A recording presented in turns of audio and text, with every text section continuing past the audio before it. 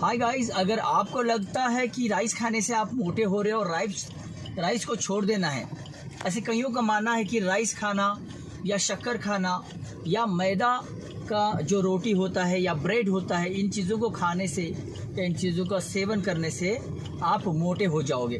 तो उसी को आज हम जानते हैं कि आखिर ये चीज़ें हैं। इसका रीज़न ये है कि ये क्या है, प्रोसेस्ड है। प्रोसेस्ड फूड यानी कि क्या, काफ़ी मात्रा में इसका फिल्ट्रेशन किया गया है, यानी कि इसमें से फिल्ट्रेशन का मतलब इसमें से फाइबर हस्क को निकाला गया है। जब कभी भी किसी भी फूड सोर्स का अगर आप फाइबर हस्क निकालते हो तो वो सिंपलीस्ट फॉर्म हो जाता है। सिंपलीस्ट फॉर्म यानी कि अब वो क्विकली आपके सिस्टम में एब्जॉर्प्शन होगा। तो क्विकली एब्जॉर्प्शन के चलते मोटापे का ज़्यादा रिजल्ट दिखते हैं। ये कैसे, इसका फिजियोलॉजिकल एक्शन क्या है ये देखते हैं। जैसे सिंपल कार्बोहाइड्रेट्स यानी कि आप मैदा रोटी, शक्कर या राइस खाते हैं, ये इमीडिएटली स्टमक में जाते हैं और within few minutes breakdown instant होता है। क्यों?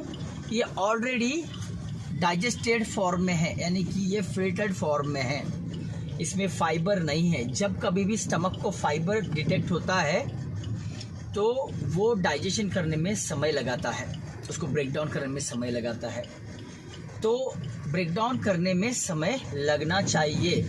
जब भी ब्रेकडाउन करने में समय लगता है तो उसे कॉम्प्लेक्स कार्बोहाइड्रेट्स कहा जाता है, यानी कि टूटने में बहुत ही मुश्किल है। तो इसी के चलते इसका फ़ायदा क्या है कि ये हमारे स्मॉल इंटेस्टाइन में स्लोली एंटर होता है और स्लोली एब्जॉर्ब हो के आपके ब्लड स्ट्रीम में चला जाता है, यानी कि आपके वेन्स में चले जाते हैं।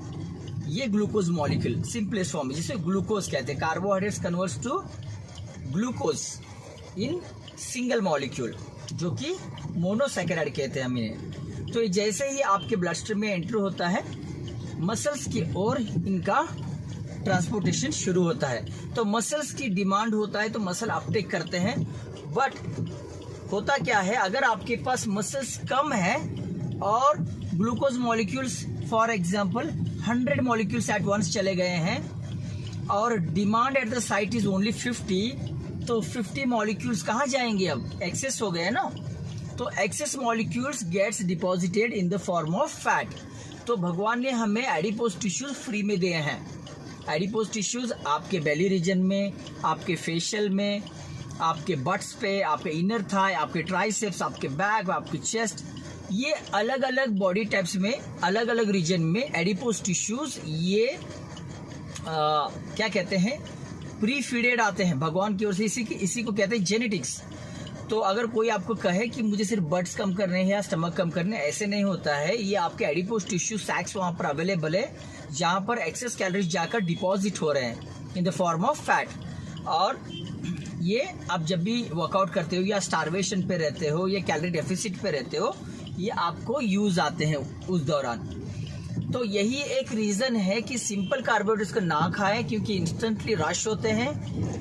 ये काफ़ी 100 and thousands ऑफ मॉलिक्यूल्स में और डिमांड कम है। तो इसका फिक्स क्या होना चाहिए? क्या राइस, शुगर, मैदा खाना बंद करना चाहिए? जी बिल्कुल नहीं। आप खा सकते हैं, बिल्कुल खा सकते हैं, बशर्ते आप अपना मसल मास बढ़ाएं। आप वेट ट्रेनिंग करें, इससे मसल मास बढ़ता है। तो ग्लूकोज का जो स्टोर हाउसेज है, जिसे हम कहते हैं गोडावन, ये इंक्रीज हो जाएंगे, है ना। मसल्स में न्यूक्लियस इंक्रीज हो जाएंगे तो न्यूक्लियर में हमारा ये सारा ग्लूकोज डिपॉजिट होता है। तो हम मल्टीप्लिकेशन ऑफ न्यूक्लियाइज करना हमारा प्राइम ड्यूटी होना चाहिए। और उसके लिए there is no substitute than strength training, not running, Zumba, yoga, these all things have their own benefits. उनका सिर्फ कार्डियोस्कुलर ट्रेनिंग, कैलोरी एक्सपेंडिचर है। पर हम चाहते हैं कि आपका कैलोरी एक्सपेंडिचर रेस्टिंग में भी हो और जो एक्सेस खा रहे हैं इसका डिपॉजिट के लिए गोडाउन का जन्म देना बहुत ज़रूरी है। तो मसल स्ट्रीम में हमें गोडाउन का जन्म देना है काफ़ी। जो ज़्यादा मसल मास, ज़्यादा गोडाउन। अब नूडल्स, शुगर, राइस खा सकते हैं क्योंकि अब पतले, आपके पास मसल मास नहीं है।